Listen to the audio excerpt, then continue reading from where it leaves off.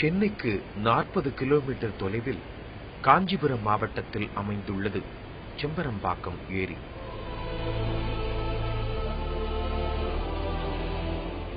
.6 TMC வரை நீரை தேக்கி வைக்கக்கூடிய இந்த ஏரியின் உயரம் 24 அடி. சென்னை முழுவதும் தெளிந்தோடும் அடையாற்றின் துவக்க புள்ளியாக இருக்கும் இந்த செம்பரம்பாக்கம் ஏரிதான் தலைநகரின் முக்கிய குடிநீர் ஆதாரமாகவும் விளங்குகிறது.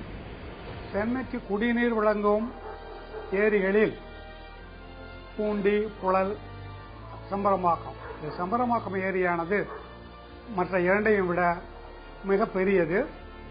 400 ஆண்டுகளுக்கு முன்னாலே இது பல்லவ மன்னர்களால் உருவாக்கப்பட்டது. முதலில் பாசன ஏரியாகவும் பின்னர் குடிநீர் வழங்கும் ஏரியாகவும் மாற்றப்பட்டிருக்கிறது.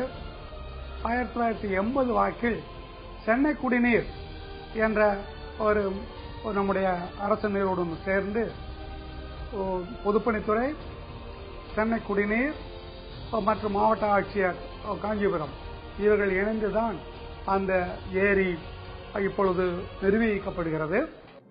செம்பரம்பாக்கத்தில் துவங்கி குன்றத்தூர், திருமுடிவாக்கம், மீனம்பாக்கம், ஈக்காட்டுத்தாங்கல், சைதாப்பேட்டை, கோட்டூர்புரம் வழியே கடலில் கலக்கிறது அடையாறு. இதில் குன்றத்தூர், திருமுடிவாக்கம், சிறுகளத்தூர், சோமங்கலம் ஆகிய ஏரியை சுற்றியுள்ள பகுதிகள்தான் எந்த பேரிடராக இருந்தாலும் வெள்ளம் முதலில் பாதிக்கப்படக்கூடிய பகுதிகள். ஏரி நிரம்பினால் வெள்ளம், ஏரி வறண்டால் பாசனத்திற்கு நீரில்லாமல் போவது என பல தலைமுறைகளாக இந்த ஏரியின் விதிதான் இவர்களின் விதியையும் தீர்மானித்து வந்திருக்கிறது. இன்று நாடு முழுவதும் சர்ச்சையை கிளப்பி உள்ள இந்த ஏரியை பற்றி இந்த பகுதி மக்களின் பார்வை என்ன? வெள்ளத்திற்கு பின் ஏற்பட்டுள்ள மாற்றங்கள் என்ன? இதுபோன்ற வெள்ளங்களை தடுக்க ஏரியை சுற்றியே வாழும் இந்த மக்களிடம் தீர்வுகள் கூட இருக்குமோ? இப்படி பல கேள்விகளுக்கு விடை காணும் முயற்சியாக செம்பரம்பாக்கம் ஏரியை சுற்றியுள்ள கிராம மக்களிடம் பேச்சு கொடுத்தோம். இந்த ஏரியுடன் வேறு எவருக்கும் இல்லாத ஒரு அந்யோன்யம் இந்த மக்களின் பேச்சிலேயே வெளிப்பட்டது. எங்களுக்கு இந்த செம்பரம்பாக்கம் ஏரிங்கிறது எங்களுக்கு ஒரு குட்டை விளையாடுற இடம் தான், குளிக்கிற இடமா தான் இருந்தது. ஆனா இன்னைக்கு தான் தமிழ்நாடே இந்தியாவே இந்த செம்பரம்பாக்கம் கிராமத்தை திரும்பி பார்த்து செம்பரம்பாக்கம் பெருமளவில் பேசுறீங்க. ஆனா எங்களுக்கு இது சாதாரண விஷயம். நாங்க குளிக்கிற இடம், மீன் பிடிக்கிற இடம், ஒரு ஒண்ணுமே இல்லாத ஒரு குட்டை மாதிரி தான் எங்களுக்கு அது. சின்ன வயசுலாம் ஸ்கூல்ல எல்லாம் கூட்டின்னு போவாங்க. அது அந்த இது கலங்கள் வரும்போது காட்டுறதுக்கு எல்லாரும் ஸ்கூல்ல பஸ் வச்சு கூட்டின்னு போய் காட்டியிருக்காங்க. நானும் குன்றத்துக்குள்ள தான் படிச்சேன். அந்த ஏரிக்கு அடிக்கடி போவோம், விளையாடுவோம், ஜாலியா இருப்போம்.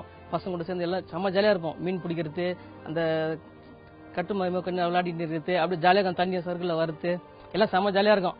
எப்பவுமே பாக்குறதுக்கே ரொம்ப அழகா இருக்கும். கொஞ்சம் தூரம் தான் இறக்கி விடுவாங்க, ரொம்ப ஆழம் இருக்குன்ட்டு ரொம்ப எல்லாம் இறக்க மாட்டாங்க.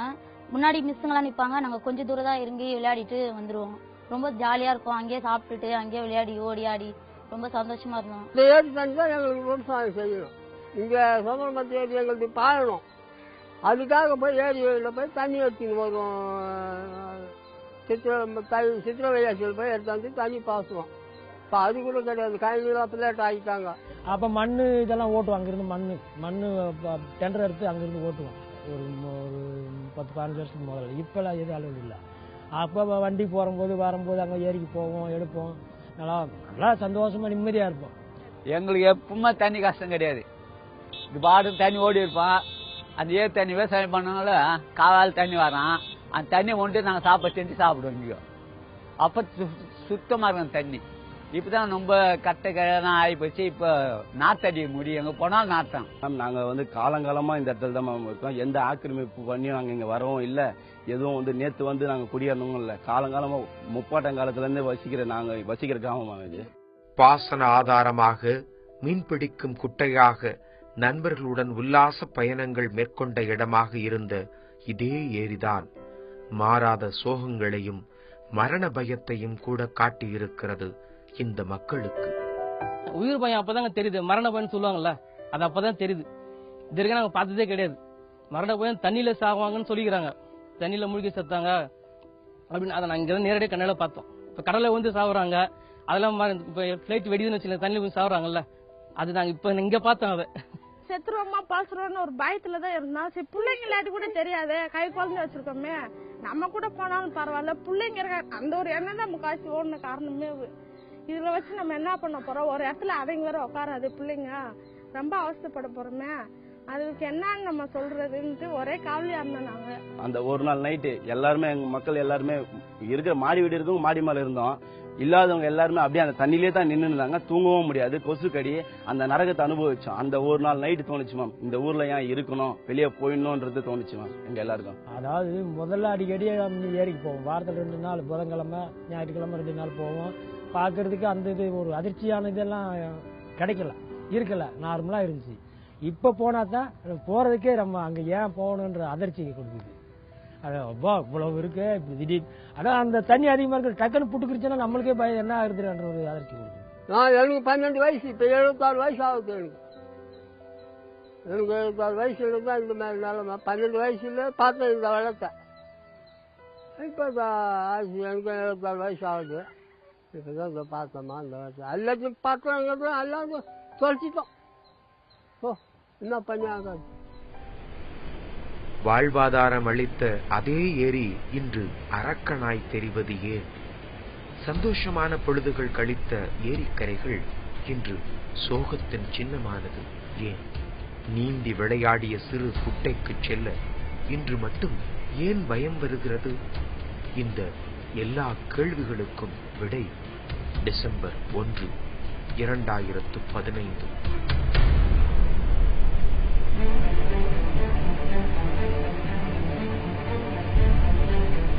காலையிலேருந்து மழை விடவே இல்லை, ஞாயிற்றுக்கிழமைலேருந்தே மழை தான். ஆனால் 1ஆம் தேதி விடிஞ்சதுலேருந்து ரொம்ப மழை சுத்தமாக நிற்கவே இல்லை. நாங்களாம் வேலையிலே முடிச்சுட்டு வீட்டுக்கு போயிட்டோம். கொஞ்ச நேரத்தில் இது கொஞ்சம் கழனின்றதால ஏரி ஃபர்ஸ்ட் இங்கே தான் வந்துச்சு, எங்கள் வீட்டு தான் ஃபர்ஸ்ட் தண்ணி வந்துச்சு.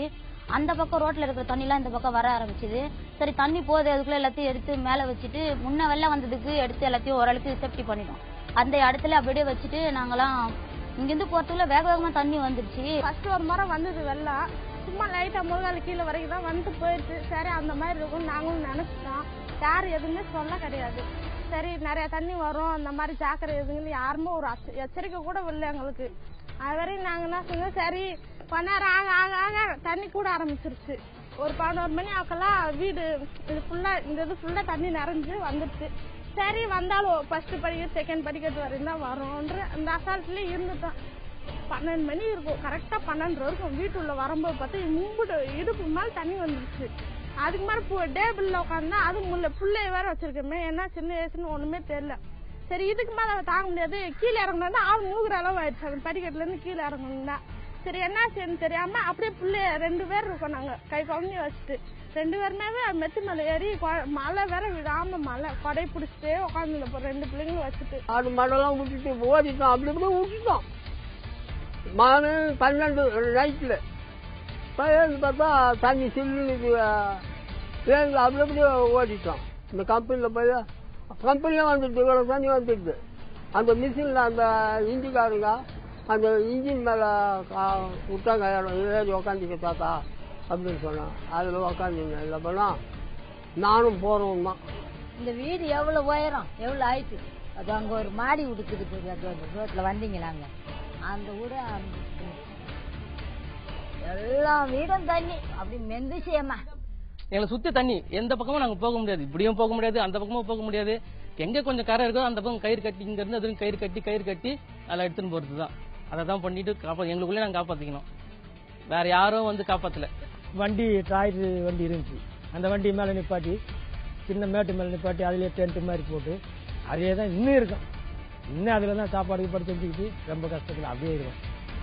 எப்படா விடியும் விடியும் நம்ம இருட்டிலே உட்காந்து பிள்ளைய வச்சுட்டு ஒரு பிள்ளைக்கு ஒரு பால் கூட காசு தரமாம நைட்ல அழுதுகிட்டு உட்காந்துருந்துச்சு. 2 பிள்ளைங்க வச்சுட்டு ரொம்ப கஷ்டப்பட்டோம். கல்யாணம் எல்லாம் பண்ணி 4 லட்சம் 5 லட்சம் செலவு பண்ணி கல்யாணம் பண்றாங்க. ஒரு எலக்ட்ரானிக் பொருள் கூட இல்லை. அயன் பாக்ஸ்ல இருந்து வாஷிங் மிஷின் வரைக்கும் ஒரு பொருள் கூட இல்லை. வாங்கின கடனை கூட இன்னும் அடைக்காம நாங்க எல்லாரும் ரொம்ப கஷ்டப்பட்டுங்கிறோம். இந்த வெள்ளம் வந்ததால எங்க வீட்டுல ரொம்ப சோதனை எல்லாம் போச்சு. குன்ற சாமாங்கமா ஆக்கி குண்டா மொத்தம் போச்சு. துணிமணி எல்லாம் வச்சுதான் துணி கிடையாது. தண்ணி நின்னப்ப விட மாட்டேன், அந்த முள்ள மாட்டு கழிச்சு ஜாக்கு சேர்த்து காய்ச்சி போட்டேன். ஒரு நாத்தடிக்கு நடக்குது, துணி இல்லாத என்ன பண்றது. கசிவு போட்டோம்மா. வீடுகள் இழந்து, உடைமைகள் இழந்து, அடுத்த வேளை உணவுக்கு கூட முகம் தெரியாத ஒருவரிடம் கையேந்தி வேண்டிய நிலையை உருவாக்கிச் சென்றுள்ளது இந்த வெள்ளம். ஆனால் மழையோ வெள்ளமோ நீர் திறப்போ இந்த பகுதி மக்களுக்கு புதிதல்ல. வருடா வருடம் சிறிய அளவிலான வெள்ளங்களை பார்த்து ஒவ்வொன்றையும் சமாளிக்கும் யுக்திகளையும் இந்த மக்கள் தெரிந்தேதான் வைத்திருக்கின்றனர். ஆனால் எப்போதும் வரும் வெள்ளம் போல இம்முறை இருக்கவில்லை. ஒவ்வொரு வருஷமும் ஏரி திறந்தாங்கன்னா இந்த சைடுல மடுவுல தண்ணி போவோம், ஊருக்குள்ள வந்து முட்டி அளவு தான் தண்ணி வரும். ஆனா இந்த தடவை தான் வீடெல்லாம் முழுவி ரொம்ப ஊரில் ஒன்னு இருக்கிறதே தெரியாத அளவுக்கு அந்த அளவுக்கு தண்ணி ரொம்ப சேதாரம் ரொம்ப ஜாஸ்தி. ஆடு மாடு எதுவுமே மிஞ்சல. சிக்னல் லைட்டும் போடுவாங்க. அங்க மேல வந்து தண்ணி திறக்க போறாங்கன்னா அது மேல சிக்னல் காட்டுவாங்க. அதை பார்த்து சரி இன்னைக்கு தண்ணி திறக்க போறான்னு நாங்க பாத்துக்கிறோம். இங்க மேல இருந்து பார்த்தா தெரியும், உங்க கேமரா இருந்து பார்த்தா எதுவுமே தெரியல. ஆனா தண்ணி தான் முத மாட்டி போலீஸ்கார வந்து இன்ஃபார்ம் பண்ணிட்டு போயிட்டாங்க. 10,000 கண்ணாடி 10,000 கண்ணாடி எல்லாம் எங்களை ஒண்ணுமே பண்ணாது. நாங்க எவ்வளவு வருஷமா பாத்துருக்கோம் அந்த தண்ணியை. நாங்க அது பெருநாளும் இல்ல. அதுக்கு முன்னாடி ஒரு வாரத்துக்கு முன்னாடி வந்தப்ப கூட 18,000 கண்ணாடி வந்தது. அதுவும் எங்களை ஒன்றும் பண்ணல. ஆனா இது 30,000 கண்ணாடி என்னும் போது எங்களுக்கு எந்த இன்ஃபர்மேஷன் கேட்கல. லோக்கல் போலீஸ் ஸ்டேஷன்ல கேட்டதுக்கு அவங்க வாக்குவாதத்தில் ஈடுபடுறாங்க. 30,000 கன அடி நீர் வரப்போகிறது என்பதை இந்த மக்கள் எதிர்பார்க்கவில்லை. அது எவ்வளவு தூரம் பரவும், எவ்வளவு உயரத்தை எட்டும் என்று கற்பனையும் செய்திருக்கவில்லை. அதற்கான எச்சரிக்கை செய்யப்பட்டிருந்தாலோ, நீர் குறைவாக திறக்கப்பட்டிருந்தாலோ பாதிப்புகளை குறைத்திருக்கலாம் என்று சிலர் சொல்ல, ஏரி திறந்ததை குறை சொல்ல முடியாது என்றும் சிலர் கருத்து தெரிவித்தனர். வெள்ளம் வந்தது அவங்க அந்த மேப்பினுடைய இது இப்படித்தான் இருக்குன்னு சொல்லி முன்னாடி எச்சரிக்கை எங்களுக்கே தெரிஞ்சிருந்தா சரி நாங்களே இந்த மாதிரி தண்ணி திறக்க போறாங்க முருங்கல் போய் உட்காந்துருப்போம். எதுவும் தெரியல, டக்குன்னு திறந்து விட்டாங்க. அதுதான் இதுக்கு முன்னாடி வந்து தண்ணி வரும், ஏரி வந்து நிக்கும் போயிடும், அதெல்லாம் பார்த்துருக்கோம். ஆனா இது வரலாறு காணாத மழைன்றதுனால இந்த கரை வந்து உடைபட்டு இருக்கு. இந்த கரை போட்டு 6 மாசம் தான் ஆகுது. 6 மாசம் ஆகுது. இதுக்கு வந்து எத்தனையோ கோடி ஒதுக்கீடு செஞ்சாங்கன்னு சொன்னாங்க. ஆனா 6 மாச காலத்திலேயே வந்து தண்ணியில உடைச்சிட்டு நாங்க பாதிக்கப்பட்டோம். பாதிப்பு இருந்தாட சிறுவரே தண்ணி திறந்து விட்டோம்னா நீ மொத்தமா தேக்கி விடக்கூடாது. சும்மா கொஞ்சம் கொஞ்சம் விட்டுருந்தா எந்த மனுஷனுக்கு பாதிப்பு, ஆட்டு மாட்டுக்கு எந்த தொழிலும் பாதிப்பு, ஊருக்கு பாதிப்பு கிடையாது. ஏரி திறந்து விட்டான்னா அவன் தண்ணி அதிகமா வந்துச்சு, ஊருக்கு ஆபத்து வருது. அவன் திறந்து விடாத என்ன பண்ணுவான்? நானும் நீங்க படிச்சிருந்தாலும் நாங்க படிக்காதவங்க சொல்றோம். ஊருக்கு ஆபத்து. அவன் திறந்து விட ஏரி ஒட்டிக்கின்னு இருக்கோம். இந்த ஊரே இருக்காது, இந்த உலகமும் இருக்காது, மெட்ராஸும் இருக்காது. அதனால்தான் அவன் தாங்க முடியாத அவன் திறந்து விட்டுருப்பான். காரணங்கள் வெவ்வேறு பார்வைகளில் வெவ்வேறாக தெரிய இதற்கான தீர்வுகளும் இந்த மக்களிடம் இருக்குமா? பல தலைமுறைகளாக இதே கிராமங்களில் வாழ்ந்து இந்த ஏரியை சுற்றியுள்ள நிலப்பரப்பு கண்முன்னே மாறுவதை பார்த்த இந்த மக்களிடம் வெள்ளத்தை தடுப்பதற்காக தீர்வுகளும் இருக்குமோ? அது எங்களுக்கே தெரியும். சம்பரம்பாக்கத்துல இருந்து திறந்து விட்டா இதுலதான் போய் ஆகணும். ஒண்ணு கரையை வந்து பலப்படுத்தலாம், பலப்படுத்தி இன்னும் ஹைட்டா போடலாம் கரையை. வேற ஒன்னும் பண்ண முடியாம அது மாதிரி அகலப்படுத்தலாம். ஏரி என்ன பண்ணா ஃபுல்லா மண்ணை எடுக்கணும். எடுத்துனா தண்ணி எவ்வளவு தண்ணி வேணா தாங்கும். இப்ப மோடு ஆகி போச்சு. ஏரி மோடு ஆகி போச்சு. எல்லாம் தண்ணி வந்த உடனே அதிக தண்ணி வந்தோடனே எல்லாம் வந்து ரொம்பி போகுது. அங்க என்ன பண்ணுவாங்க? திறந்து விட்டாங்க. இப்ப இந்த தண்ணி இந்த சுவர் இப்படி இந்த மாதிரி போட்டிருக்காங்கல்ல, இதே நார்மலா இந்த மாதிரி இருந்தா உங்களுக்கு அந்த இடத்துகள் வந்து பாதிக்காதுங்க. பரவலா அப்படியே போயிடும். ஒரு பக்கமா பிரிச்சு தூக்குனா அந்த தண்ணி போறதுக்கு வாட்டம் இல்லாம தான் ஒரு சைட்ல திருப்பி. இப்ப அந்த பக்கம் கரை போட்டாங்க, அந்த பக்கம் ஃபுல்லாவே ஏரி இது வரைக்கும் மாதா காலேஜ் வரைக்கும் கரை போட்டாங்க அடைச்சு. அந்த பக்கம் போக முடியாது. அவங்க போட்டவங்க ஒண்ணு அந்த காவாய்க்கு அந்த ஆத்துல அந்த தண்ணி போய் உழுவுற மாதிரி பைப்பு போட்டு இறக்கி கவுத்துடணும். அது இல்லாமனால தான் இந்த தண்ணி தேக்கி இப்படியே வர்ற தண்ணி அப்படியே தேங்கி நின்று ஏறுது. இப்படி ஒவ்வொருவருமே ஒவ்வொரு தீர்வுகளை வைத்திருந்தாலும் ஆக்கிரமிப்புகளை உடனே அகற்றி தூர்வாரும் பணிகளை தொடர்ந்து மேற்கொள்ள வேண்டும் என்பது பல நிபுணர்களால் சொல்லப்படும் கருத்தாகவே உள்ளது.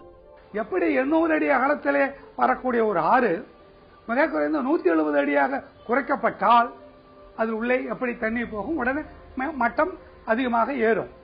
அந்த தண்ணீருடைய மட்டம் ஏறும் பொழுது கரைகள் உயரமாக இருக்க வேண்டும்.